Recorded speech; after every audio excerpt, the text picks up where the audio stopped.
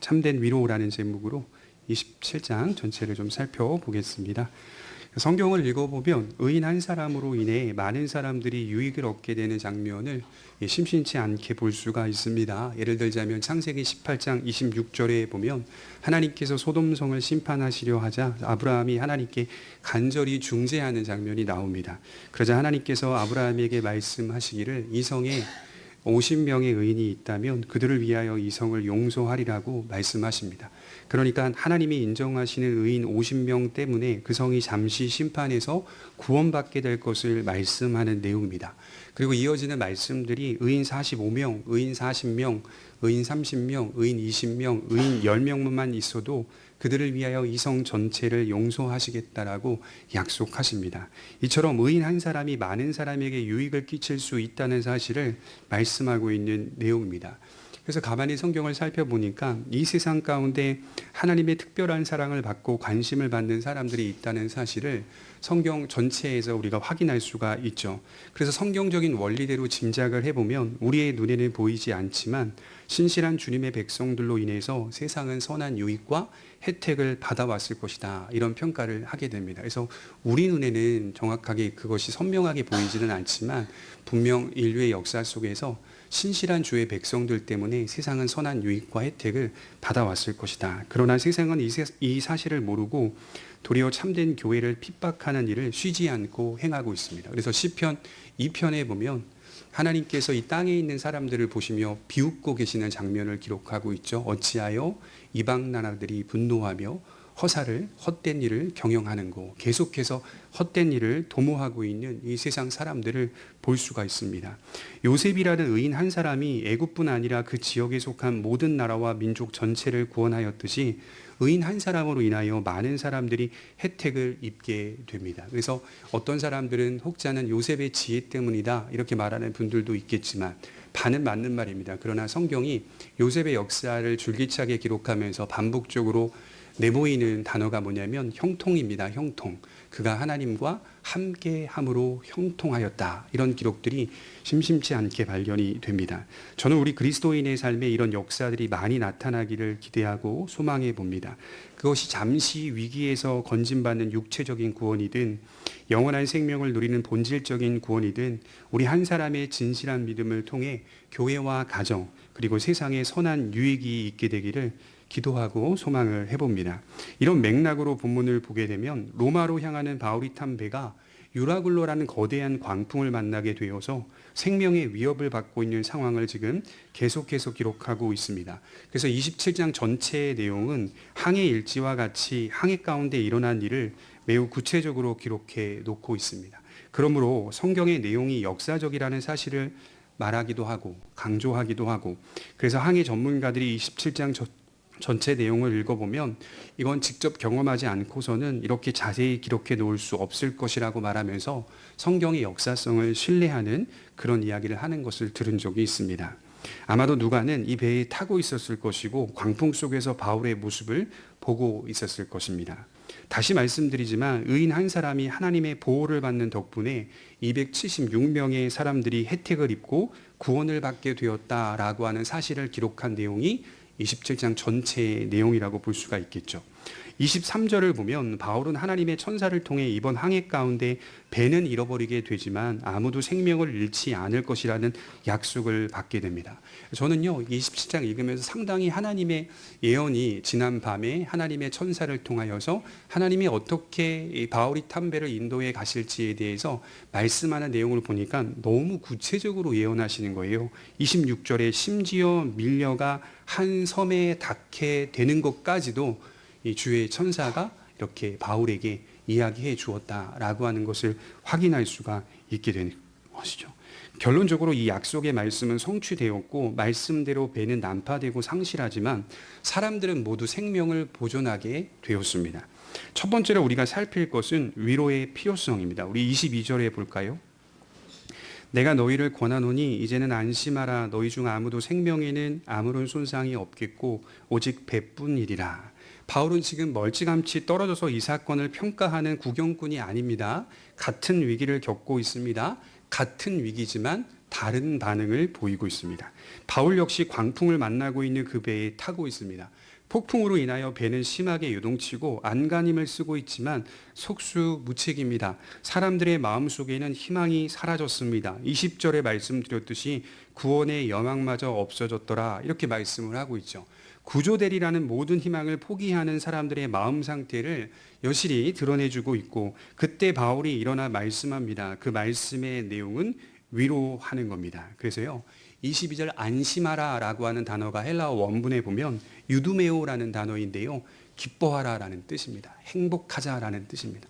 기뻐하라, 행복하라, 이런 뜻이죠. 이게 어떤 의미죠? 빌립보서를 첫 장을 탁 피게 되면 기뻐하라, 내가 다시 말하노니 기뻐하라. 빌립보서 전체 내용이 기뻐하라는 내용이거든요. 상황에 맞지 않아요. 그때 바울은 옥에 있었거든요. 고난을 당하고 있었거든요. 그러나 바울이 지금 말합니다. 안심하라, 기뻐하라, 위로하는 겁니다. 하나님의 약속과 그의 말씀을 가지고 위로하고 있습니다. 제가 지난주에 인생은 항해와 같다고 말씀드렸어요. 인생은 평안한 바다를 지날 때도 있지만 어느 순간 예기치 못한 폭풍을 만나 배가 심하게 흔들릴 때도 있습니다. 수많은 위기를 경험합니다. 바로 인생의 풍랑을 만났다는 증거입니다. 여러분, 한 해 동안 사망자 수가 35만 명이라고 해요. 우리나라 같은 경우에는 35만 명이 평균적으로 사망을 하는데, 그 중에 이제 스스로 목숨을 끊는 사람들이 몇 명이나 될까 살펴보니까 하루 평균 2023년도는 38명, 2024년, 2025년 이렇게 넘어오면서 현재는 40명에서 41명이라고 합니다. 하루 평균 자기의 생명을 스스로 끊는 사람이 일일 평균 40명에서 41명이라고 해요. 40명으로 잡고 365일을 곱해보니까 14,600명. 14,600명이 자살을 하고 있다라고 하는 것이죠. 자살한 사람의 집에 가보면요, 공통적인 것들이 발견되는데 이 위로에 관한 책들이 많다고 합니다. 위로라고 써져 있는 책들이 많다고 해요. 그러니까 인간은 위로의 필요성을 알고 있는 겁니다. 위로가 필요하다라고 생각하고 있는 겁니다. 보니까 아무리 강한 사람이라도 때로는 낙심하고 넘어진다는 것을 쉽게 볼 수 있습니다. 그만큼 인생의 풍랑은 세차게 몰아치고 누구든지 예외 없이 넘어진다는 것을 확인하게 되는 것이죠. 여러분, 종교개혁을 일으킨 루터는 개신교의 거장이라고 평가를 받습니다. 그런데 루터는요, 자주 낙심했다고 해요. 기쁨을 자주 잃어버렸다고 해요. 한 번은 너무 낙심이 되어 여기저기 다니며 기쁨을 회복하려고 애를 썼습니다. 그러나 여전히 낙심이 되고 그 우울한 기분은 나아지지 않았다라고 합니다. 이 모습을 보면 그의 아내 카타리나 폼보라는 상복을 입고 루터 앞에 섰다고 해요.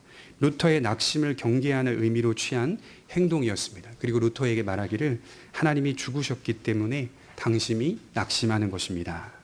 하나님이 죽으셨기 때문에 당신이 낙심하는 것입니다. 얼마나 충격적이겠어요. 집에 들어갔는데 아내가 상복을 입고 이렇게 말을 하면. 이 말을 들은 루터는 힘을 얻고 하나님이 죽는 법은 없다라고 말하면서 사명을 이어갔다고 합니다. 루터와 같은 거장도 위로가 필요했다는 사실을 말하고, 위로는 위대한 사람이 하는 게 아니라 믿음을 가진 사람 누구나 할 수 있는 것이고, 믿음의 위로만이 참된 위로가 될 수 있다는 겁니다. 그래서 우리 모두는 위로가 필요하다는 겁니다. 그리고 인간은 모두 위로가 필요한 존재입니다. 여러분, 항상 큰 힘은 어디에서 나올까요? 위로에서 나온다고 해요. 그래서 성경을 자세히 연구해 보면 교회에 위로가 필요하다는 사실을 많이 가르치고 있더라고요. 이 험악한 세상을 살아가는 성도들에게 위로가 필요하다는 말입니다. 한 예로 사도행전 16장 4절에 보니까 두 사람이 옥에서 나가 루디아의 집에 들어가서 형제들을 만나보고 위로하고 가니라. 지나온 사도행전의 수많은 사건 속에 하나님의 격려와 위로가 묻어 있습니다. 곳곳에는 하나님께서 당신의 백성들을 찾아오셔서 위로하는 내용들로 가득 차 있습니다. 데살로니가전서 4장 18절에 바울은 그들에게 이렇게 말하죠. 그러므로 이 여러 말로 서로 위로하라. 그러므로 이 여러 말로 서로 위로하라. 땅 위에 있는 교회는 언제나 환난 가운데 있으니 참된 위로야말로 교회가 힘을 얻는 원천이다라고 말씀을 하는 겁니다. 이 웨스트민스터 채플에서 목회를 했던 캠벨 모건이라고 하는 목사님은 자기 삶에 있어서 가장 큰 위로자가 아내다라고 말을 했습니다. 그의 자녀 하워드는 자기 어머니를 가리켜서 세상에서 제일 가는 설교자였다라고 말을 합니다. 어머니는 아버지를 하나님의 말씀으로 위로하는 설교자였다라고 회상을 합니다. 골로새서 4장 11절에 보면 유수도라 하는 예수도 너희에게 문안하느니라. 그들은 할레파이나 이들만은 하나님의 나라를 위하여 함께 역사하는 자들이니 이런 사람들이 나의 위로가 되었느니라. 바울이 자신의 사역을 잘 감당할 수 있었던 비결은 첫째는 하나님의 능력이고 둘째는 동역하는 수많은 성도들의 진실한 믿음 때문이었습니다. 같은 믿음을 가진 성도들이 어디서든 같은 사명을 가지고 신실하게 살고 있다는 이 사실이 바울에게 있어서는 위로가 된 것입니다. 그러므로 우리 모두가 위로의 필요성을 깨닫고 서로가 서로를 위로하는 자로 또 위로받는 자로 살아갈 때 우리에게 닥친 인생의 큰 풍랑들을 믿음으로 극복할 수가 있습니다. 그래서 우리 성도님들은 서로가 서로에게 위로자로 서 있다라는 사실을 기억하면서 신앙생활을 했으면 좋겠어요. 두 번째로 살펴볼 것은 참된 위로의 근원입니다. 우리 25절을 한번 볼까요? 25절에 보면 그러므로 여러분이요 안심하라. 나는 내게 말씀하신 그대로 되리라고 하나님을 믿노라. 바울은 지금 276명의 절망하는 사람들에게 위로의 말씀을 건네고 있습니다. 그런데 바울이 하는 위로는 세상 사람들이 서로 위로하는 그런 차원이 아닙니다. 심리적인 위로 아닙니다. 단기적인 위로도 아닙니다. 충동적인 위로, 감정적인 위로도 아닙니다. 참된 위로의 근원이 하나님의 말씀에서 나오고 있습니다. 그래서 로마서 15장 4절에 보면 무엇이든지 전에 기록된 바는 우리의 교훈을 위하여 기록된 것이니 우리로 하여금 인내로 또는 성경의 위로로 소망을 가지게 함이니라. 제가 이 말씀을 좀 구체적으로 파싱해 보니까요, 하나님의 말씀이 그 말씀을 직접 받은 족장들이나 선지자들이나 사도들, 그들만을 위한 것이 아니라 하나님의 모든 백성들을 향한 말씀이라는 이야기입니다. 하나님의 말씀은 아브라함이나 모세에게 주신 예전의 말씀이 아니고 지금 나에게 주신 하나님의 말씀이라는 사실이죠. 그리고 이 말씀은 우리에게 영원한 소망을 주고 이 말씀으로 우리는 이 환난이 많은 세상에서 위로와 힘을 얻습니다. 여러분, 성경의 목적은요, 우리를 구원하는 것인데 이 구원이 어떻게 일어나냐면 성경의 위로로 소망을 가지게 함이니라, 이렇게 말을 합니다. 그러니까 말씀을 가까이 하면 할수록 성경의 위로를 받는 거예요. 하나님의 말씀의 위로로 소망을 가지게 함이니라. 잠시 내 불안한 정서를 안정시키는 개념이 아니라 진정한 소망을 내 안에 주어서 방향성을 상실하지 못하게 한다라고 하는 것. 바울은 다른 것으로 위로하지 않았어요. 자기 지혜나 경험으로 위로하지 않았으며 오직 하나님의 말씀으로 위로합니다. 여러분, 우리 고린도후서 1장 3절 한번 찾아볼까요? 고린도후서 1장 3절입니다. 고린도후서 1장 3절에서 7절까지 한번 보겠습니다.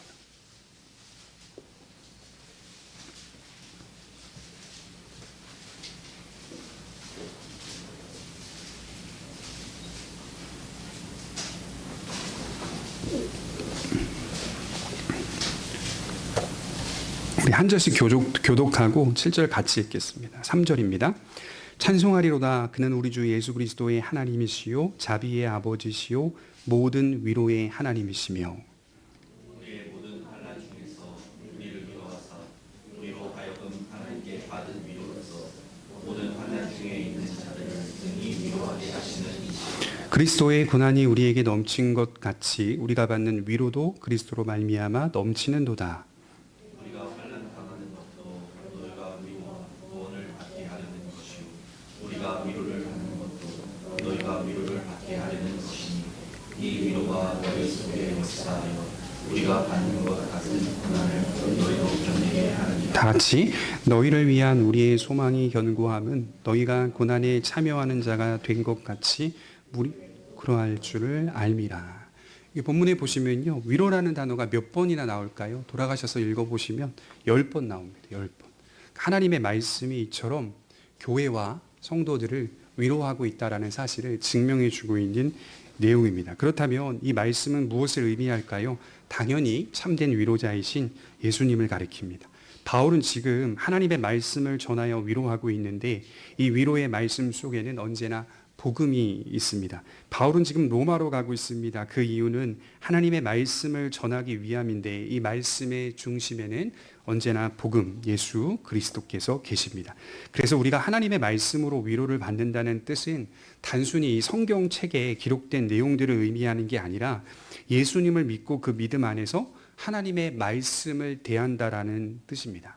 그러니까 여러분, 예수님 안 믿어도요, 성경책 가지고 다니는 사람이 있더라고요.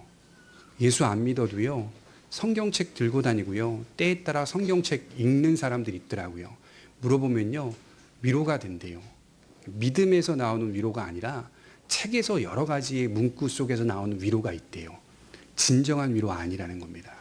말씀을 통하여 위로를 받는 것은 예수로부터 시작됩니다. 예수님을 믿는 믿음에서부터 말씀을 대한다는 뜻입니다. 그래서 하나님의 말씀이 우리를 위로한다는 것은 언제나 그 전제가 예수께서 우리를 위하여 사람이 되셨다라는 사실로부터 시작이 됩니다. 왜냐하면 성경이 안내하는 말씀의 방향이 바로 예수 그리스도이기 때문인 것이죠. 요한복음 14장 16절에 보면 내가 아버지께 구하겠으니 그가 또 다른 보혜사를 너희에게 주사 영원토록 너희와 함께 있게 하리니. 그리고 나서 이어지는 말씀을 살펴보니까 내가 너희를 고아와 같이 버려두지 아니하겠다는 약속이 나옵니다. 그래서 우리는 결코 고아가 될 수 없다는 말씀을 하는 겁니다. 그리고 예수 그리스도가 인생의 가장 무거운 짐을 대신 지셨고 앞으로도 지실 것이라고 위로합니다. 주님은 우리의 눈물을 아시고 곁에서 동행하시고 우리 속에서 소망을 주시는 살아있는 참된 위로자입니다. 곁에 함께 계신다. 이게 무슨 뜻이죠?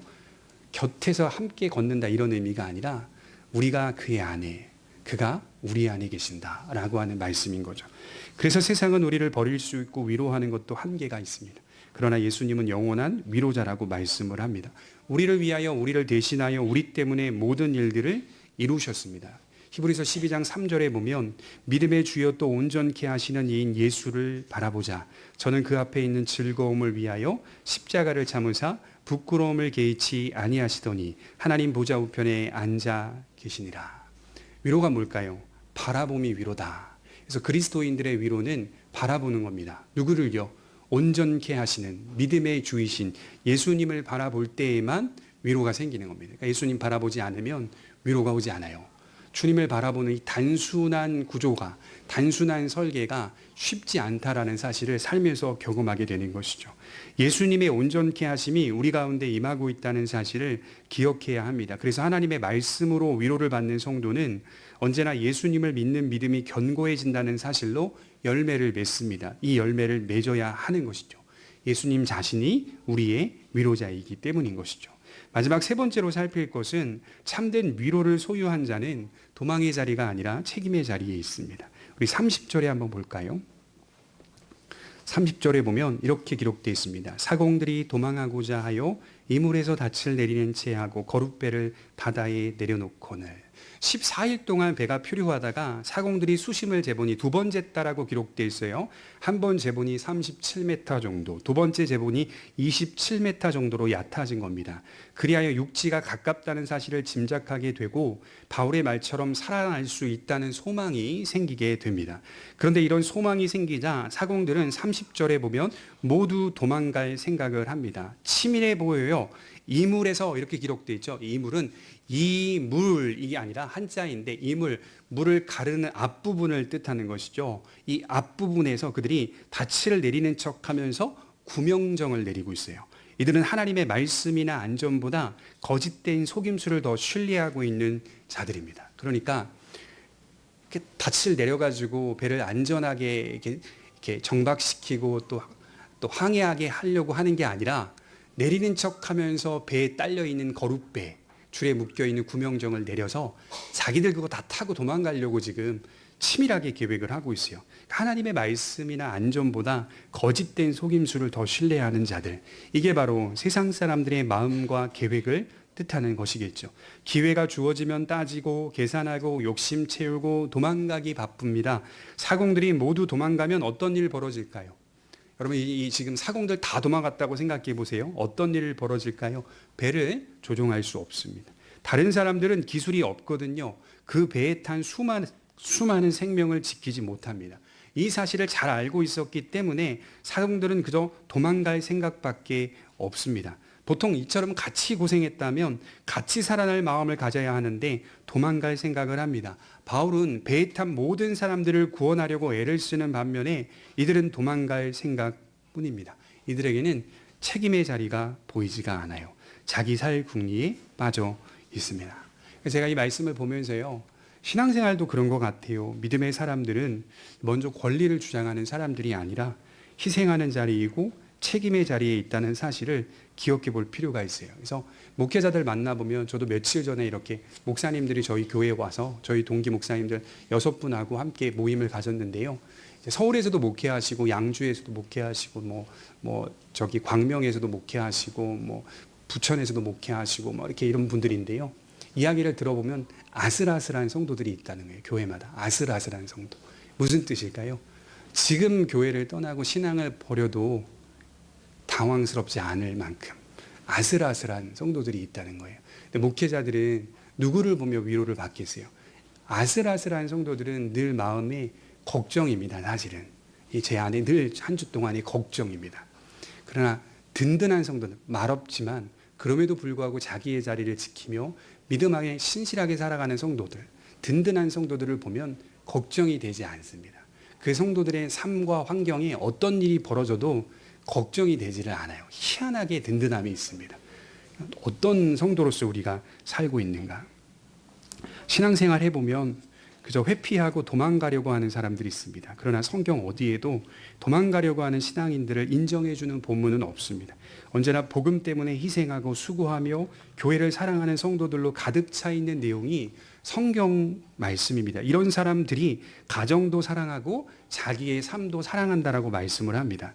속을 드러내면 세상적인 정욕과 욕심으로 가득 차 있습니다. 과연 신자여 교회라고 할 수 있을까요? 신자와 교회는 언제나 함께 가는 공동체입니다. 혼자 살겠다고 뛰쳐나가는 그런 공동체 아니라는 거예요. 전쟁이 나면 혼자 살겠다고 나가는 사람들은 거의 대부분 사망한다고 해요. 신앙생활은 개인 같지만 결코 개인이 될 수가 없다라고 말씀을 해요. 왜냐하면 복수인 형태를 구성하기 때문입니다. 신앙은 홀로 지키는 것이 아니라 함께 붙잡는 것이라고 묘사합니다. 그러니까 신앙은 함께 붙잡자. 삼겹줄은 끊어지지 않는다. 이런 말씀이 있잖아요. 함께 붙잡는 겁니다. 바울은 지금 같이 있어야 살아날 수 있다라고 말씀하고 있어요. 사공들이 배에 있지 아니하면 우리가 구원받지 못할 것이라고 백부장에게 권면합니다. 그래서 이것을 상징적으로 보니까요, 교회는 구원의 방주의 역할을 하는 거예요. 교회를 단지 사람들로만 보지 않아요. 교회는 언제나 그리스도께 부름받은 사람들의 모임이자 역사적 기구입니다. 그래서 제가요, 타교단 목사님들을 만나보면요, 늘 하시는 말씀이 교회는 장소가 아니고 건물이 아니고 사람들이다, 사람이다, 나다, 막 이렇게 말씀하시면서 정말 그 마음이 보일 때가 있어요. 제가 그분들한테 그렇게 얘기해요. 그렇지 않아. 교회는 역사 속에서 그리스도께 부름받은 사람들의 모임이자 역사적 기구였다라고 말씀을 드립니다. 그러니까 사람들로만 교회가 구성하는 게 아니라 역사적 기관으로 역사 가운데 구성되어 왔다는 사실을 부인할 수 없다. 제가 그렇게 말씀을 드려요. 그러니까 교회가 직분이 있고 제도가 있는 거다. 이렇게 제가 말씀을 드렸던 것이죠. 그러면 그분들이 아무 말씀도 하지 못하는 겁니다. 교회는 주께 부름받은 사람들의 모임이자 역사적 기관이고 기구입니다. 우리가 희생과 책임의 자리에 있는 신앙생활을 하는지 아니면 회피하는 자리에 있는 그런 신앙생활을 하고 있는지 점검해 보시면 좋겠어요. 또 하나 장면이 나오는데 42절에 보시면 이렇게 기록되어 있어요. 본문 42절입니다. 군인들은 죄수가 헤엄쳐서 도망할까 하여 그들을 죽이는 것이 좋다 하였으나, 이번에는 좀 군인들의 특이한 행동이 나오죠. 혹여나 죄수들이 도망가게 되면 자신들이 처벌을 받을까 하여 차라리 죽여버리는 것이 낫다라고 작정을 합니다. 이것도 역시 책임지는 자의 모습이 아니라 도망가는 자의 비열한 모습일 뿐입니다. 어떻게든 사람들 살려서 로마까지 호송할 생각을 하지 않고, 야, 쉽게 가자. 바울을 포함하여 죄수들을 죽여버리자. 그 생각뿐입니다. 그러나 보십시오. 43절에 율리오라는 백부장이 막아섭니다. 맥락상 율리오는 바울을 전적으로 신뢰하는 사람이 되었어요. 그의 마음에 믿음이 시작되고 있었던 것으로 보입니다. 이처럼 여러분, 양심이 살아나면요, 사람이 정의롭게 행하게 되고요, 윤리적인 삶을 살게 됩니다. 양심이 살아났다는 증거이죠. 도망가는 자가 아니라 진정 책임지는 자의 모습으로 살게 됩니다. 바울은 계속해서 이 위기의 상황을 다루고 있어요. 상황 속에 잠식되어 있지 않고 다루고 있어요. 사실 생각해 보십시오.